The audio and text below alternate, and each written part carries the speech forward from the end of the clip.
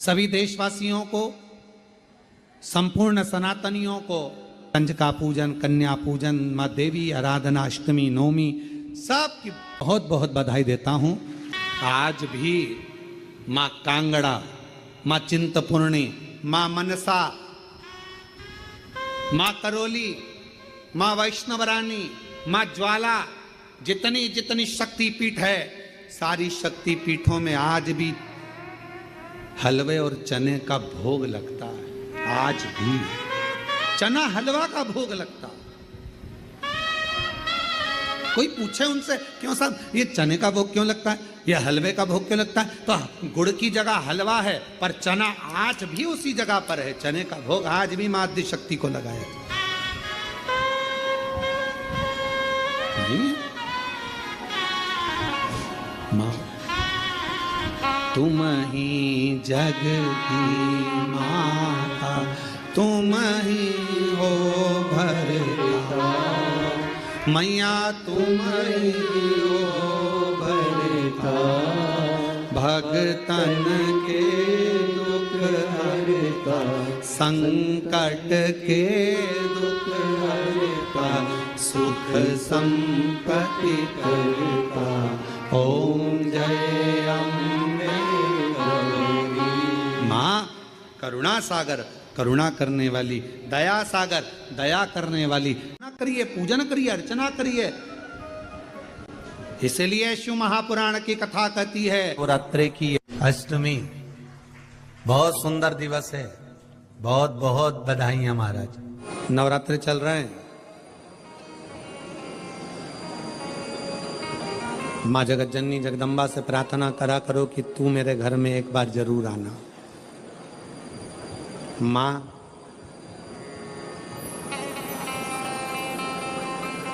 प्रत्येक घर के अंदर एक बेटी का जन्म जरूर होना चाहिए। माँ और बाप को दूसरा जन्म नहीं लेना पड़ेगा। वो भगवान शंकर के धाम में खूब आनंद के साथ कैलाश पर बैकुंठ में स्वर्ग के सिंहासन पर बैठेगा। स्वर्ग सिंहासन। दुनिया वालों से पूछो कि नवरात्रि में कन्या भोज क्यों कराते हो। दुनिया वालों से पूछो कि नवरात्रि में बेटियों को क्यों ढूंढने जाते हो। दुनिया वालों से पूछो कि नवरात्रि की अष्टमी और नवमी पर कन्या का पूजन क्यों करते हो। क्योंकि दुनिया वालों को ये मालूम पड़ना चाहिए कि देवी भागवत में लिखा है, एक कन्या एक बेटी जब किसी के घर में मुख झूठा करती है, एक बेटी एक कन्या जब किसी के घर में भोजन करती है, तो उसके भंडारे कभी खाली नहीं रहते। इसलिए कन्या पूजन किया जाता है, इसलिए बेटी का पूजन किया जाता है।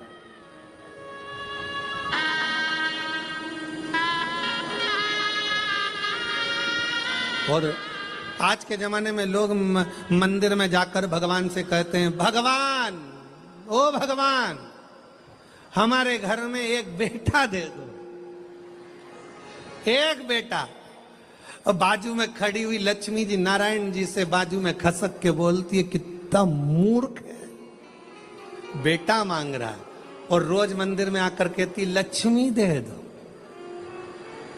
भी आप समझ लें कि जैसे अष्टमी तिथि या नवमी तिथि किसी भी महीने की, चाहे शुक्ल पक्ष की हो चाहे कृष्ण पक्ष की हो, अष्टमी और नवमी तिथि ये दो तिथियां ऐसी हैं। मान लो तुम्हारा पैसा तुमने किसी को दिया, 5 लाख, 4 लाख, 3 लाख, 10 लाख, 8 लाख, 2 लाख, 50,000, 25,000, 20,000, 40,000, और वो पैसा नहीं दे रहा। आप हार गए कह कहकर, फोन लगा कर, भैया दे दे रहे, परेशानी है, दे दे रहे भैया, हम तो परेशान हो गए, और हार गए, नहीं मिल रहा, बहुत परेशान। तो महाराज किसी भी अष्टमी या नवमी तिथि के दिन आप माँ जगत जननी जगदम्बा का शिव के साथ में शिव शक्ति का स्मरण कर कर देवी के नाम की 9 आहुतियां, सूखे बीले की, मतलब बीला जो सूख चुका है, फल जो सूख चुका है, उसकी 9 आहुतियां अग्नि में शंकर और सती के नाम से, शंकर और शिव के नाम से समर्पित करें। और आखिरी आहुति जो समर्पित करें उसमें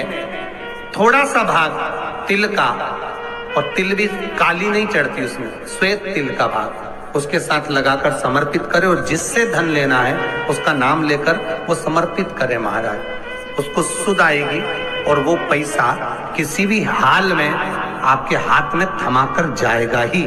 उसकी आहुतियां, हे जगत जननी, हे जगदम्बा, तेरा नेत्र बिंदु से जो प्रकट हुआ वृक्ष है बेलपत्र का, उस वृक्ष की एक एक जड़ हो, टहनी हो, डाली हो, फल हो, शूल हो, वो सब मुझे अंगीकार है, मुझे स्वीकार। महाराज, जिसकी किडनी लीवर काम ना कर रहा हो, डॉक्टर डायलिसिस का बोल दिए हो या डायलिसिस चल रहा हो, जिसका किडनी लीवर काम ना करे, यदि कमलगट्टे की माला, कमलगट्टा जो आता है ना काला कलर का, उसकी एक माला आती है, 108 कमलगट्टे की माला ले, शंकर को वो समर्पित कर, उसी कमलगट्टे की माला से श्रंभेश्वर महादेव का नाम लेकर जाप करें और एक एक बेलपत्र शंकर को समर्पित करते।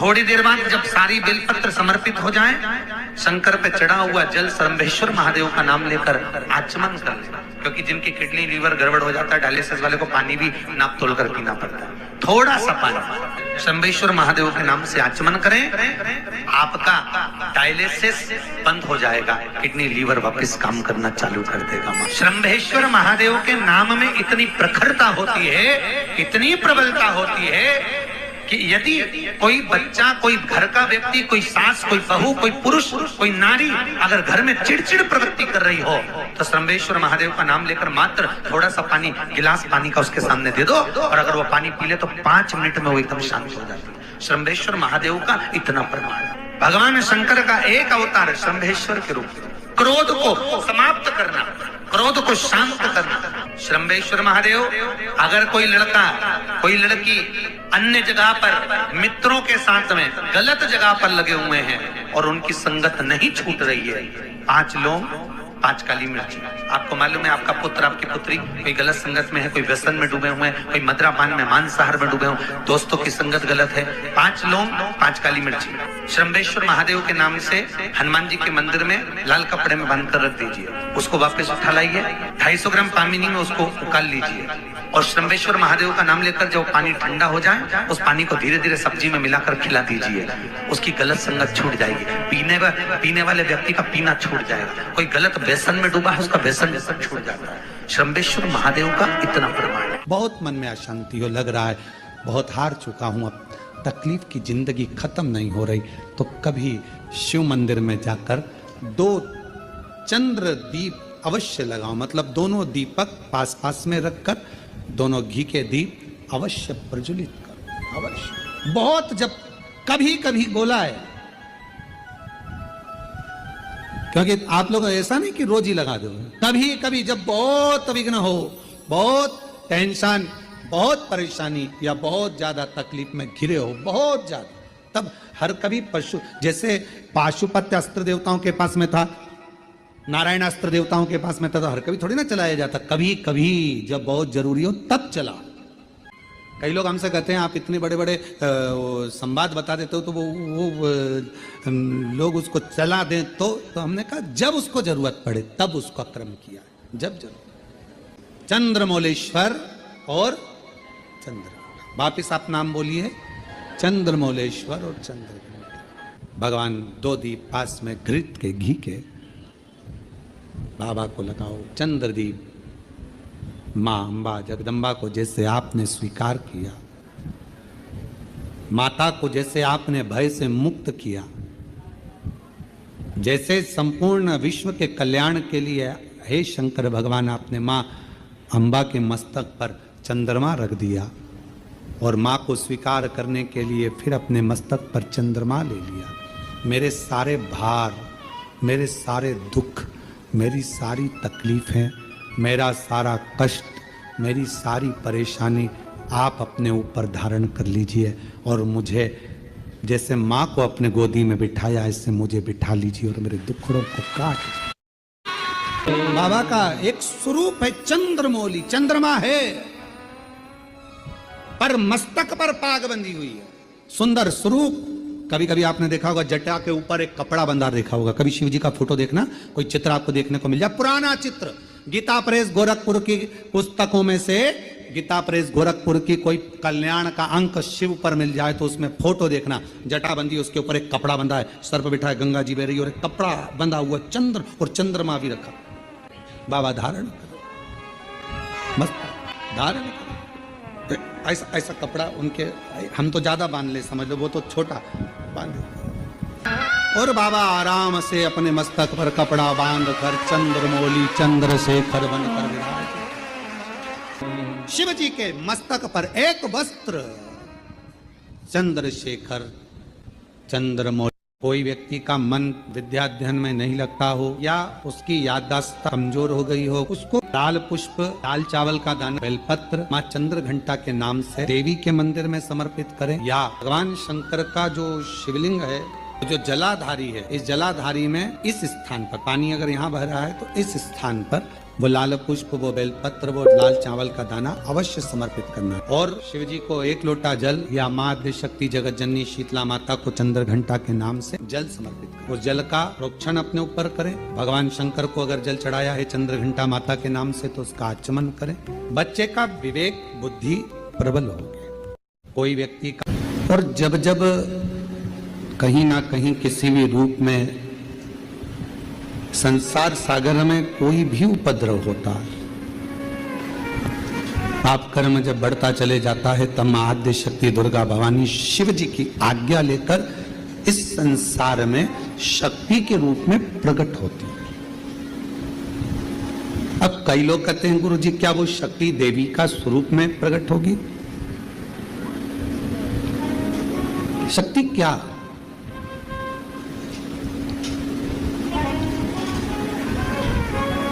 जिस काम को सबने मना कर दिया कि ये तेरे बस का नहीं, तो आप जब नर्वस हो जाते हैं, उस समय पर जब आप अंदर से टूट जाते हैं, तब भीतर से आपने जो शिव जी को एक लोटा जल चढ़ाया हुआ होता है, जो जगत जननी जगदम्बा दुर्गा भवानी की कभी आराधना करी होती है, तो शिव और शक्ति आपके अंदर एक बल उत्पन्न करते हैं। उसी को आद्य देवी शक्ति कहा गया है। उसी को शक्ति जो हमें एक ऊर्जा दे, जो हमारे भीतर एक ऊर्जा उत्पन्न कर दे कि मैं ये कर लूंगा, मैं कल गवर्नमेंट जॉब मिलेगी, मैं ये दुकान लगा रहा हूं, मेरी ये दुकान चलेगी।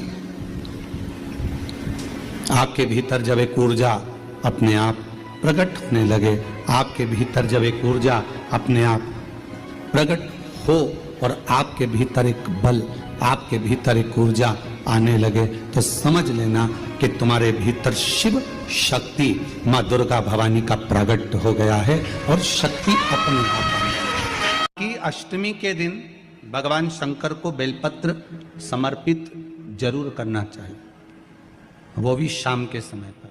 प्रयास करा करो, अगर घर में संपदा लक्ष्मी नहीं आ रही हो, व्यापार व्यवसाय नहीं चल रहा हो, नौकरी सर्विस नहीं मिल रही हो, बहुत तकलीफ हो,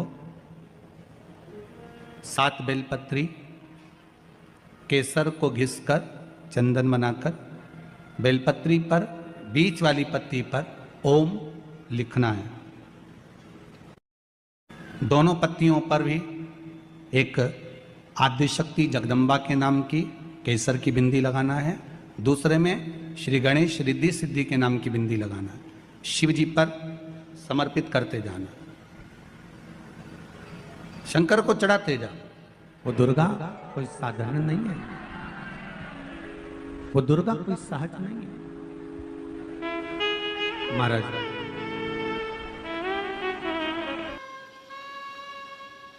नवरात्रे में 9 दिवस तक मां जगत जननी आद्य शक्ति दुर्गा मां सती की आराधना करता। कितना सुंदर कहा है, शिव महापुराण की कथा वर्णन करती है, यदि किसी भी अष्टमी तिथि को 12 महीने में शुक्ल पक्ष कृष्ण पक्ष की अष्टमी तिथि पड़ती है, यदि किसी भी अष्टमी तिथि को अगर किसी ने नियम बनाया 5 अष्टमी का, 8 अष्टमी का, 7 अष्टमी का, एक कनेर का पुष्प शिवजी के शिवलिंग को समर्पित करना, अशोक सुंदरी के स्पर्श करना, और जो जलाधारी होती है, जैसे ये शिवलिंग है, ये जलाधारी है, तो पहले शिवलिंग पर स्पर्श फिर अशोक सुंदरी का स्पर्श, फिर जलाधारी पर कनेर का पुष्प शिव जी की ओर मुख कर कर, अर्थात जैसे मानो ये कनेर का पुष्प है, तो ऐसा शिवलिंग का स्पर्श करते हुए जलाधारी पर जो समर्पित करता है, भगवान शंकर उसके मन की कामना को पूर्ण जरूर करते हैं। एक कनेर का पुष्प, एक कनेर का पुष्प, मां श्रृंगार कर रही है, कनेर के पुष्प से माता सती श्रृंगार कर रही है। पहले जटा का श्रृंगार किया, बड़ा